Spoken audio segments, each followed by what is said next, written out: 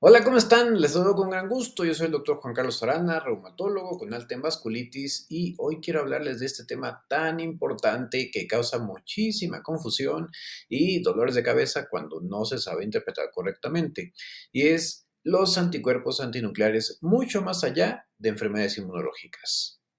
Primero, ¿qué es un anticuerpo antinuclear? No es otra cosa que una proteína que se une específicamente a algún componente interno de la célula que sobre todo se va a encontrar en el núcleo de la misma. Y estos en general son otras proteínas o bien material genético como el ADN o el ARN, aunque también algunos complejos de proteína o de ácidos nucleicos. La tinción con inmunofluorescencia sigue siendo el estándar de oro, aunque desafortunadamente tiene una gran complejidad técnica. Por eso es tan importante que cuando se mandan a hacer este tipo de estudios, se haga en laboratorios certificados con químicos o técnicos que realmente hayan recibido una preparación suficiente para poder interpretar correctamente los resultados. Aquí lo que se hace es que a través de una tinción, como dice su nombre, de fluoresceína, lo que podemos ver es justamente contra qué antígenos se unen estos anticuerpos y entonces obtener un título. Esto nos permite descifrar los patrones y, por supuesto, también la intensidad de esa fijación y la cantidad.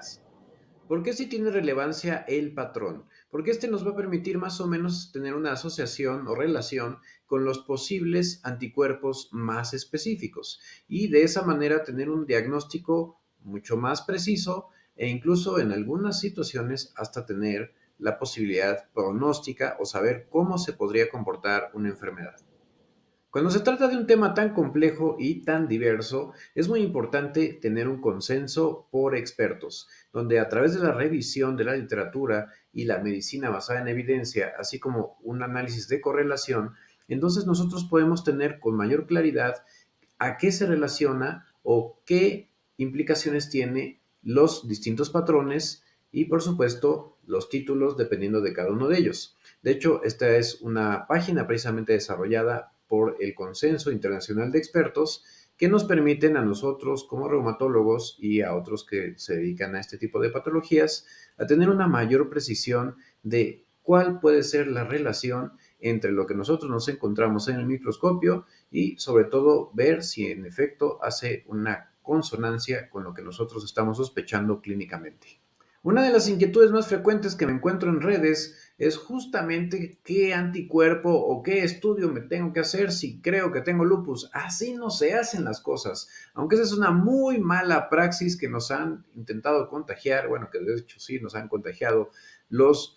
estadounidenses, no debe ser de esa manera. Es primero el paciente y luego el estudio. De lo contrario, si tú te pones a buscar cosas que luego no sabes ni qué significan o cómo interpretarlas, únicamente te vas a producir un terrible dolor de cabeza. Así que hay que recordar que si bien la mayoría de las implicaciones o las más trascendentes de los anticuerpos antinucleares es con autoinmunidad, y por eso de hecho lo puse en letras grandes, existen muchas patologías que pueden tener la aparición o en donde pueden justamente haber una correlación con la aparición de anticuerpos antinucleares y ciertas particularidades, o incluso no tener ninguna relación con dicha patología en cuanto a su pronóstico o cómo pueda comportarse. Así de diverso es este asunto. Y como ves, la autoinmunidad sí sigue siendo, por supuesto, la más trascendente, pero ya veremos qué precisiones, pero también puede aparecer en enfermedades del hígado, tan diversas como una infección crónica por hepatitis C, como una esteatohepatitis o incluso el consumo de algún fármaco o alguna hierba a alta concentración. De igual manera, en neoplasias, en cánceres especialmente malignos, pueden llegar a aparecer. Y ojo, por eso te digo, no te andes pidiendo estudios que no sabes y que nomás te van a poder generar más ruido, porque no significa que si tú tienes anticuerpos antinucleares, entonces lo primero que también tienes que pensar es cáncer. No, justamente eso es lo que vamos a ir resolviendo. Infecciones crónicas y finalmente también enfermedades tiroideas, desde el hiper hasta el hipotiroidismo. Esta diapositiva precisamente pone sobre relieve la importancia capital que tiene, por un lado, el clínico, es decir, el médico que estudia el padecimiento y ve al paciente, y por otro lado, el técnico de laboratorio o el químico que hace la interpretación de los resultados o sea, la visualización directa. Vean ustedes cómo hasta un 30% de la población completamente sana puede tener anticuerpos antinucleares en títulos de 1 en 40. Hasta un 10 a 12%, 1 en 80, hasta un 5%, 1 en 160, hasta un 3%, 1 en 320, y títulos muy altos de 1 en 640 a mayores, hasta un 0.5% de la población. Por ello, es nuevamente tan importante poner el énfasis en que lo más importante es la clínica. Y existen patologías donde no tiene ninguna relevancia e incluso puede generar grandes confusiones y dolores de cabeza, como justamente la fibromialgia, donde un 15 a 25% pueden tener anticuerpos antinucleares positivos sin que eso signifique ni que va a suceder una enfermedad autoinmune, ni siquiera que va a preceder la fibromialgia al desarrollo de un lupus o alguna otra cosa así, sino solamente a un cierto desorden inmunológico que puede acontecer en este contexto. Y hasta en personas que se ponen implantes de silicona para las mamas, un porcentaje muy importante, hasta un 25% pueden llegarlos a tener, de igual manera que familiares directos de personas afectadas por enfermedades autoinmunes, sin que esto necesariamente tenga relación, ya lo veremos más adelante, y 30-50% de personas con enfermedad tiroidea, sin que nuevamente esto tenga trascendencia, salvo tal vez en fases muy tempranas. En estas gráficas podemos ver cómo sí ha existido un incremento de la presencia de anticuerpos antinucleares en diversas épocas estudiadas. Puedes ver la correlación entre el color. Aquí abajo puedes encontrar como el azul habla de pues una etapa temporal, el amarillo de otra y el rojo de una un poco más reciente. Y puedes ver que, bueno, como es de esperarse, las mujeres tienden a desarrollar en mayor cantidad anticuerpos antinucleares y que esto se ha incrementado en el tiempo y que sí es más común encontrarlo con el paso de la edad. Entonces, puedes darte cuenta también que incluso la edad es un factor que puede llevar a que tú tengas anticuerpos antinucleares sin que eso tenga implicaciones de alguna enfermedad, y que existen algunas etnias más afectadas, sobre todo la negra o afroamericana. Este gráfico es muy interesante y de hecho puede generar bastante polémica, principalmente porque vemos que por un lado las personas que están por debajo de su peso ideal, así como los que están en obesidad, tienen mayor posibilidad de presentar condiciones inmunológicas, incluyendo que hay una mayor tendencia a desarrollar la presencia o la aparición de anticuerpos antinucleares. Y posiblemente también esto ya está teniendo relevancia en las últimas décadas, sobre todo porque pues, la mayor ganancia de peso está también en relación con pues, exposición a alimentos cada vez más procesados. Paradójicamente y de forma peculiar, el tabaquismo y el consumo de alcohol no se relacionaron aparentemente, al menos en estos estudios, a un incremento en la producción de anticuerpos. Sin embargo, y esto lo hace muy paradójico, por ejemplo, en la artritis reumatoide está más que demostrada la asociación entre el tabaquismo y su aparición e incluso una enfermedad más agresiva, pero no anticuerpos antinucleares, aunque sí factor reumatoide y antipéptidos cíclicos citrulinados. Y bueno, el alcohol todavía está por verse. Ahora, ¿qué pasaría si nosotros siguiéramos a una buena cantidad de personas en el tiempo, especialmente aquellas que tienen algún familiar directo afectado por alguna enfermedad autoinmune? Bueno, pues justamente este fue el estudio que hicieron este grupo, estudio del FAES, y ellos encontraron que de aquellos que desarrollaron anticuerpos antinucleares en el tiempo, o sea, un 23% de los 5,000 estudiados, solo un 25% de ellos en realidad terminaron desarrollando alguna enfermedad autoinmune. Y ciertamente la aparición de anticuerpos antinucleares favorece o contribuye o incluso es un indicador de una mayor probabilidad de desarrollar autoinmunidad. De hecho, es de 5 a 10 veces superior que una persona que no tiene estos anticuerpos. De todo este grupo, los que llegaron a desarrollar lupus fue más o menos el 5 al 10%, artritis reumatoide del 2 al 5%, y otras enfermedades autoinmunes, incluyendo la enfermedad de Graves, que afecta a la tiroides, en un 1 a 2% y diabetes mellitus tipo 1 de 0.5 a 1%, que es la diabetes que habitualmente da en niños o jóvenes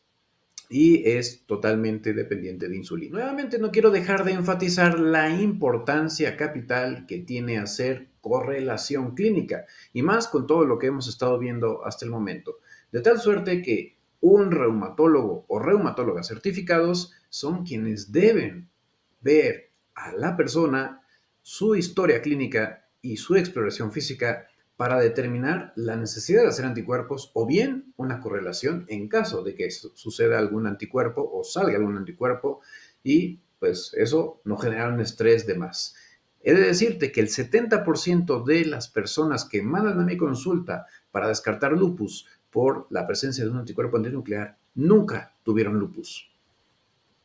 Y esta bellamente ilustrada diapositiva nos muestra que sí es importante el patrón y los títulos. Aquí vemos que de hecho sí, el patrón nuclear homogéneo es el que más correlaciona con la posibilidad de tener una enfermedad autoinmune, de hecho 42%, pero quiere decir que casi un 60%, aún con este anticuerpo, este tipo de anticuerpo en este patrón, no van a tener autoinmunidad. Aunque es más frecuente, sí, encontrarlo sobre todo en aquellos que tienen lupus, hepatitis autoinmune o artritis idiopática juvenil, donde de hecho tiene implicaciones pronósticas. El pleomórfico puede aparecer en mucho menor cantidad o tiene más bien una implicación mucho menos intensa, pero también en lupus, en esclerosis sistémica, en miopatías inflamatorias, en artritis reumatoide, donde no tiene trascendencia si aparece o no, vaya, no cambia el pronóstico, y, por ejemplo, en el virus de la hepatitis C, donde puede llegar a suceder un fenómeno inmunológico que se llama vasculitis crioglobulinémica. El granular, que es todavía menor la relación con la autoinmunidad, pero también puede encontrarse en síndrome de Sjögren, en lupus, lupus sistémico subagudo, en el neonatal, un bloqueo cardíaco congénito asociado especialmente justo al anti-RO, al anti-LA, que son anticuerpos específicos,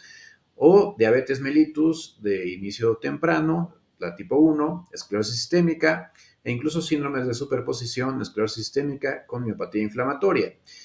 El centro médico, que es uno muy característico de hecho de la esclerosis sistémica limitada, y el nucleolar, que puede aparecer tanto en enfermedad como la esclerosis sistémica, como síndrome de superposición de esclerosis sistémica con miopatía inflamatoria y algunos otros pacientes. Pero vean ustedes cómo sí tiene una relevancia nuevamente el patrón y cómo no es un absoluto el que tú teniendo este patrón de anticuerpos tengas necesariamente autoinmunidad o más bien, y en esta diapositiva justamente pongo lo que se encontró en un hospital de tercer nivel exclusivamente de infectología. O sea, todo lo que hacen ahí es ver pacientes con una probable enfermedad infecciosa. A 110,000 pacientes de los 9,000 que estuvieron viéndose durante ese periodo, se les pidieron anticuerpos antinucleares y resultó que solamente un 6% ya tenían de fondo un estado de autoinmunidad, una enfermedad autoinmune, 18% únicamente desarrollaron de nuevo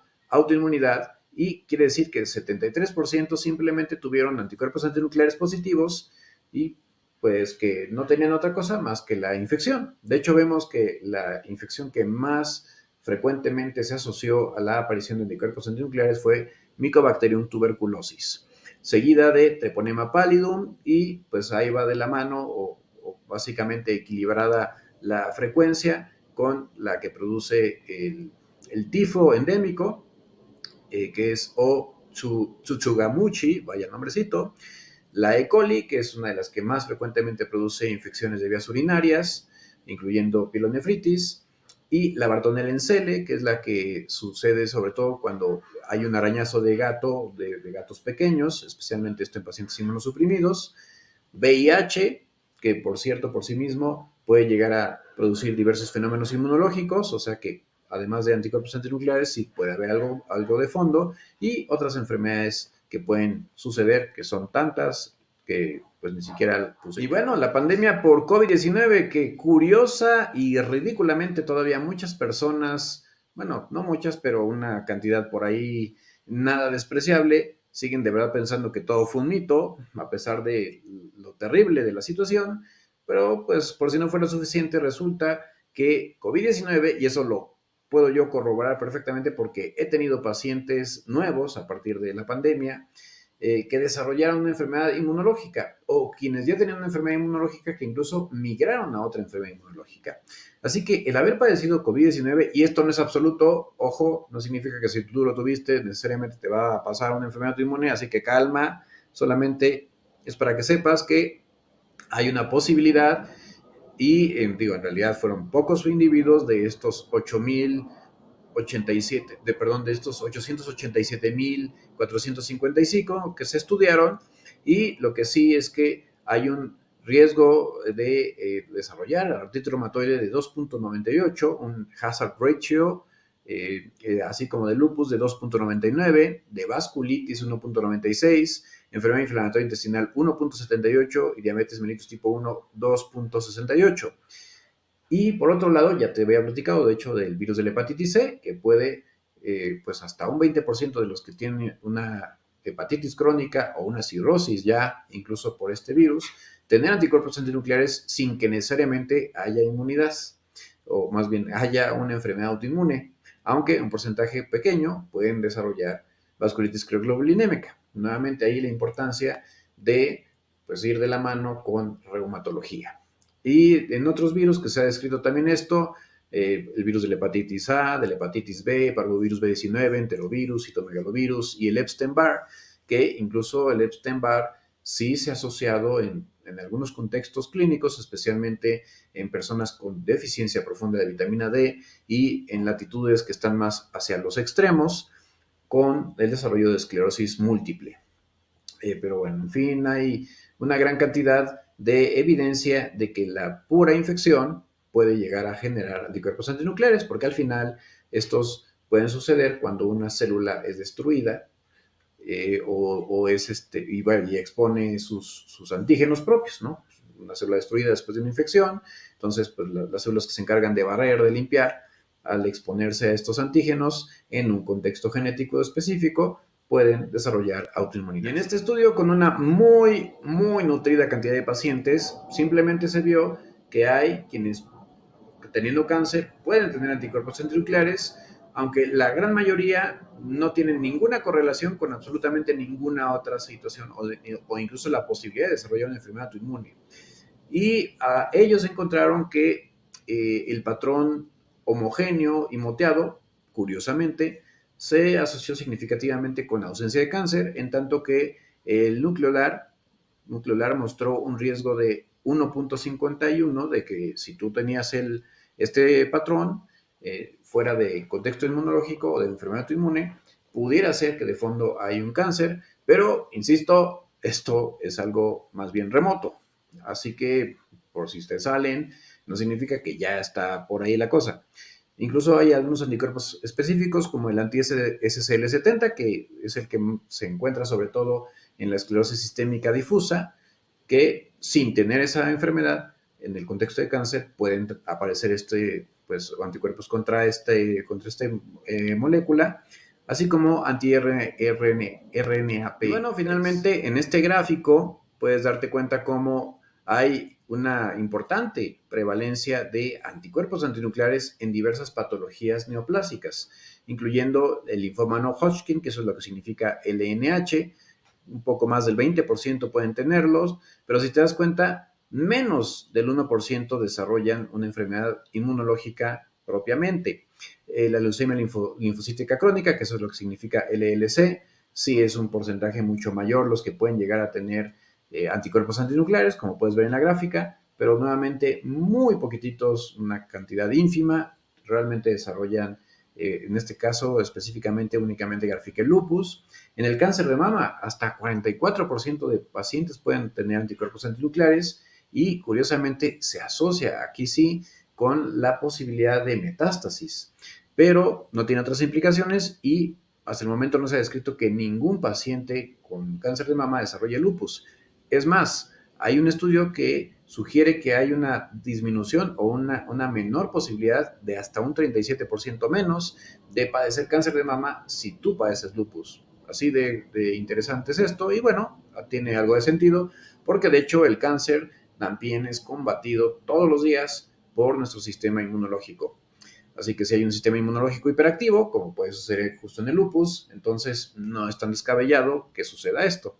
Y el linfoma difuso de células B grandes, que de hecho es uno de los que más se asocia a autoinmunidad ahí sí, porque incluso, sobre todo personas con síndrome de Sjögren de larga evolución o artritis reumatoide que después hace Sjögren y de pues, igual mucho tiempo, este es el tipo de cáncer que más frecuentemente desarrollan, usualmente con buena respuesta al tratamiento. Y aquí sí podemos ver que además de que poco más de un 30% desarrollan anticuerpos antinucleares, un porcentaje de más del 5% pueden desarrollar también en el tiempo una enfermedad autoinmune. Entonces, como ves, esto es algo sumamente variable. En cuanto a las especificidades, aquí puedes ver que, como ya te comenté, los linfomas, leucemias, son de los que más anticuerpos antinucleares pueden llegar a desarrollar. Es variable, ya vimos que incluso aquí hay otros porcentajes comparado con los gráficos que recientemente te mostré, pero también en este contexto pueden aparecer incluso especificidades que son muy típicas de lupus, sin que eso necesariamente implique que tú vas a desarrollar lupus si ya de por sí te sucedió esta situación compleja. Entonces, un anti-DNA de doble cadena hasta un 23.8%, anti-RNP un 21.7% y un anti-SM 20%. Estos son algunos otros anticuerpos que también se han encontrado en el contexto de cáncer. Algunos sí pueden asociarse a enfermedades inmunológicas y por ello, si hay aparición de anticuerpos antinucleares en el contexto de cualquier neoplasia, es muy importante que el oncólogo también tenga comunicación con reumatología. Entonces está antimúsculo liso, que sobre todo pueden llegar a afectar el hígado, antitiroideos, que bueno, su nombre lo dice, anticitoplasma, que pueden llegar a producir vasculitis, aunque ya vimos que es un porcentaje realmente muy bajo, anticuerpos perinucleares, que no tienen una implicación muy clara, y el anti-GAT65, que es el que está produciendo, o no está produciendo, más bien es el que puede producir este síndrome que se puso muy de moda con la afectación desafortunada de Celine Dion, que es el síndrome de la persona rígida, y bueno, solo un 5 a 10% de estos síndromes se asocian a neoplasia, pero pues justo aquí es una de las posibilidades. Y como conclusión, pues ya viste que la prevalencia, es decir, la presencia, el porcentaje de personas que pueden llegar a tener anticuerpos antinucleares se va a incrementar con la edad y es más en el sexo femenino, pero que no significa que vas a desarrollar autoinmunidad y que no significa que tengas lupus, que quede eso muy claro. Incluso aunque tengas mucho malestar, mucho dolor, puede ser simplemente una fibromialgia, bueno, que ni tan simple es, pero esa es la razón y es de hecho uno de los diagnósticos que más se confunde con lupus. Además, ciertas variables genéticas y adquiridas y exposición a diversos microorganismos o toxinas pueden influir en esta situación. Y finalmente, la presencia de anticuerpos antinucleares, eso no es definitoria de que tú tengas una enfermedad autoinmune y su valor predictivo dependerá de la determinación clínica integral. Nuevamente, la clínica es lo más importante, la historia clínica, la exploración, los riesgos y, por supuesto, el título, a más título, si hay mayor posibilidad, y el tipo de patrón que se correlaciona con mayor probabilidad con ciertas patologías inmunológicas, como ya vimos. Y por favor, oye, comparte esto y si no te has suscrito, te invito a que lo hagas, suscríbete, activa la campanita para que puedas recibir notificaciones para los próximos videos que haré a este respecto. Espero tus dudas.